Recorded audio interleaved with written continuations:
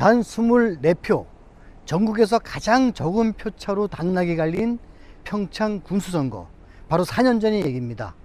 근데 4년 후 다시 이 두 사람이 리턴 매치로 대결을 벌입니다.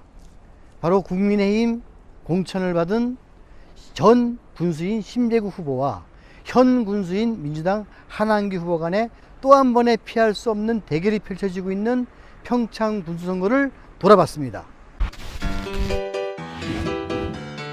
2018년 평창에서 열린 동계올림픽은 평창이 세계인에게도 친숙한 도시로 거듭나게 만들었습니다.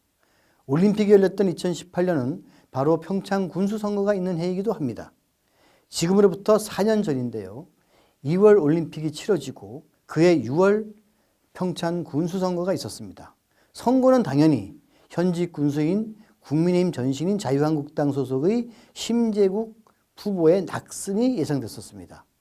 하지만 투표함을 연 결과는 더불어민주당 한한규 후보가 12,489표, 자유한국당 심재국 후보가 12,465표, 단 24표 차이로 한한규 후보가 당선이 된 것입니다.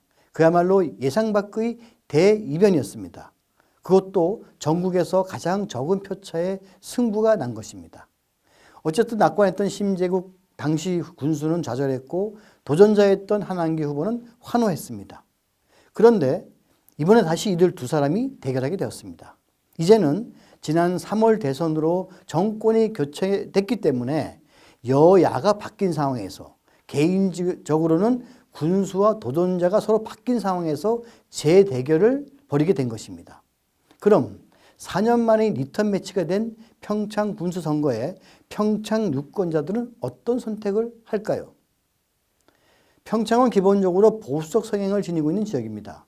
평창을 남북으로 나누어 본다면 평창읍을 중심으로 남북권은 군청소대인 평창읍으로의 그 타 지역 출신의 거주자가 상대적으로 많은 지역적 특성을 갖고 있습니다.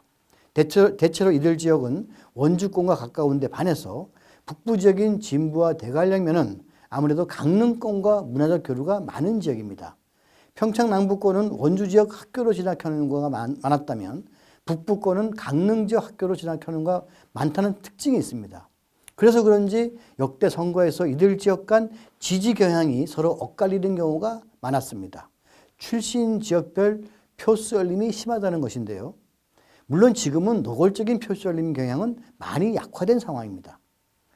현 전직 간 리턴 매치를 하는 이번 평창 군수선거는 먼저 새 정부 출범에 따른 영향력 정도와 평창 출신의 이광재 후보의 도지사 출마가 적지 않은 영향을 미칠 것으로 보입니다. 새 정부에 대한 기대감이 높고 동시에 안정적 국정 운영을 위해서는 집권 여당 후보를 밀어줘야 한다는 여론이 그것입니다. 이러한 국면은 국민의힘 심재국 후보에게 유리하게 작용하는 요소입니다. 반면 이제는 공수가 바뀌어서 현직 군수에게 도전하는 형국이 표심에 어떤 영향을 미칠지가 주목됩니다. 한한규 후보 입장에서는 도지사에 같은 당 이광재 후보가 출마한다는 점에서 유리한 국면에 있다고 할 수 있습니다. 이광재 후보는 평창에서 국회의원을 재선될 정도로 적지 않은 영향력이 있다고 할 수가 있습니다. 이광재 도지사 바람이 불면 새 정부 출범에 따른 불리한 국면을 극복할 수 있는 요소가 된다고 생각할 것입니다. 하지만 이광재 후보도 평창에서 김진태 후보를 크게 이기지 못할 수도 있다는 전망이 나올 정도로 그의 평창에 대한 영향력이 이전만 못하다는 것은 그런 평가가 한계로 지목되고 있습니다. 또 하나의 변수는 앞서 말씀드렸습니다만 평창의 남북권과 북부권 간의 표 썰림 현상이 이번에 재현될 것인지입니다. 평창읍 출신으로 평창중고를 나온 한한규 후보는 사실 평창읍 출신으로는 최초의 군수입니다. 그동안 주민이 직접 선출한 평창 군수 선거는 대부분 북부권인 진부와 대관령면 그리고 이전 군수였던 심재국 후보의 은평면인데 북부권과 역시 가까운 지역 출신입니다. 그래서 재선에 도전하는 한한규 후보가 큰 문제가 없다면 한 번은 더 밀어줘야 하는 것이 아닌가 하는 것이 평창 남부권, 특히 평창읍 분위기에 있다라고 할 수가 있습니다.